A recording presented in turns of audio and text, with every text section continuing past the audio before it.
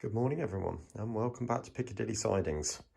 Well, we're moving on at a rate of knots at the moment, as you can appreciate, not being able to go out anywhere.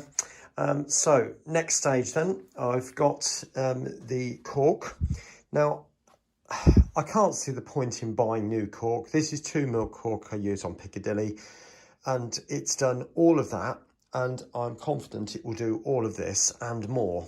So I'm going to start sticking some of this down. I am going to use a whole piece to cover all of that because the tracks are quite close together. And then what I'll do is do my normal little trick and cut strips. So it'll be a bit like that. That's going to be the side fences, by the way, for the traverser, so that the trains don't fall off the edge, but that'll get glued on eventually. So yeah, I'm going to cut long strips and then stick all that down with PVA, weighting it down as I go along. All right, so first job then, get all that covered with glue, get this cut to size, weight it down. Speak to you in a minute. Right, I thought I'd just show you this bit here. I've, as you can see, I'm prepared now to put the glue on the board. I've just put some glue in a pot, and I've also, the cork is now cut to the exact size, but you may notice I've just put some plastic in here, and the reason for that is because I really don't want glue to be going into this gap here, because obviously it'll bind things up. So I mean, I'm sure you know what to do here, but so I'm not showing you from that point of view, but it's more kind of, I suppose, entertainment value, isn't it, at this time of the year now. Anyway, that bit's done now, so I'll put the glue on the windowsill. And hoping I've got this one the right way around. Yeah. And literally just press it down. And I am going to pull that plastic through a bit more. Like that. Just make sure it's nice and stuck, level. And then I'm going to bring the plastic across so that glue doesn't go everywhere. And I'll just put some heavy books on top of that, I think. That'll just help protect it. All right, so you can see there that I've put down all the cork. Just pan you across. So I'm starting at this end. You can see now we've got one big sheet of cork over the whole of that, the fiddle yard section. And I've even put another piece on this part here just to tidy it up, really make it look a bit pretty. And I've varnished it as well just to seal it. The last thing I want it to do is start breaking up under use. So hopefully the sealer or the varnish will harden it up enough to deal with that. That is just positioned just so you get an idea of the fence that I'm going to use to stop locos falling off the side. That will be glued and screwed.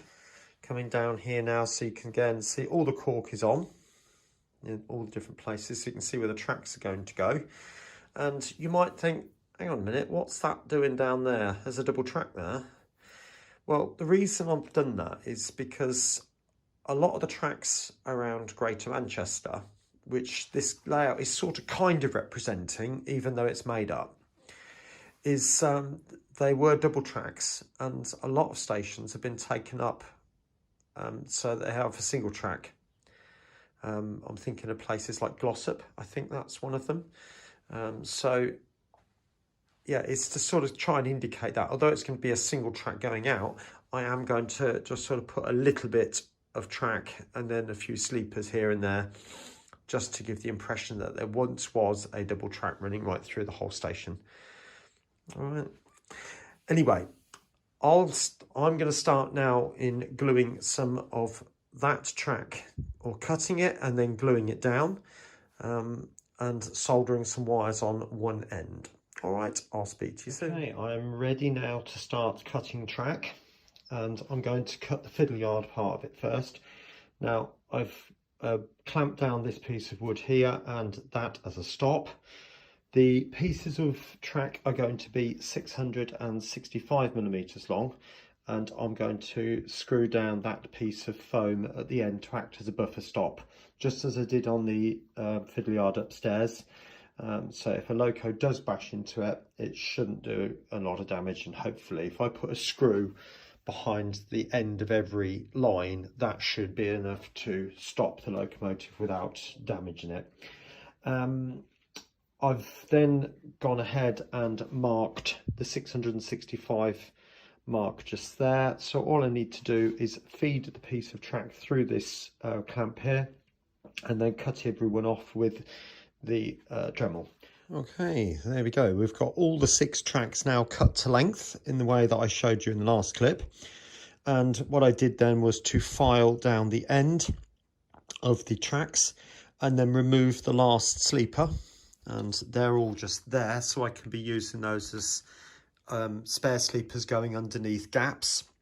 But also, if you remember me saying I want to put in some sleepers to represent taken up tracks. So the same treatment's been happening with all of those, and I've made sure, taking you to the other end, I've made sure all the tracks are at 90 degrees to each other, or thereabouts anyway, so they might need a little bit of filing, but shouldn't be too much out. And then lastly, what I've then done is, you can see, soldered the wires. Now, that's how it's going to go on the layout. And I always have the live to either the front or the outside, if that makes sense. And because Piccadilly is a loop, that would mean that the live would be on the outside rail and the negative would be on the inside rail.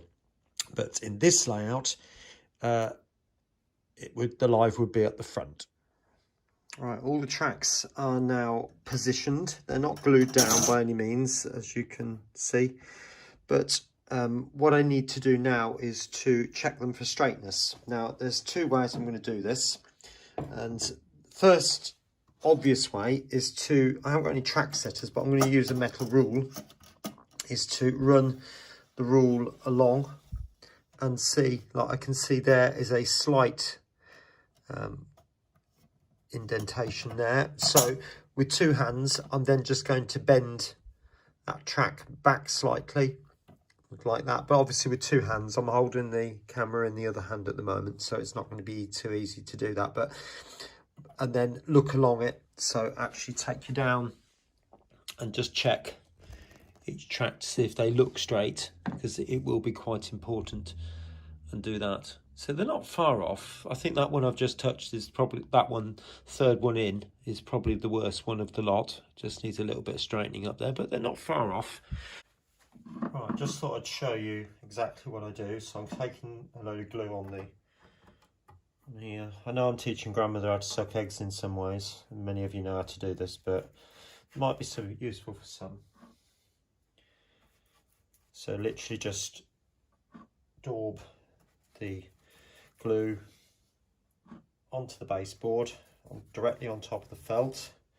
I'm not putting a huge amount on, just a thin surface amount will be more than sufficient. Now put that on there and try and make sure that that gap is pretty parallel. And now I'm going to look along the track. Actually, it's not too bad. So what I'm going to do now is put some board over the top, like that. Just cover it up.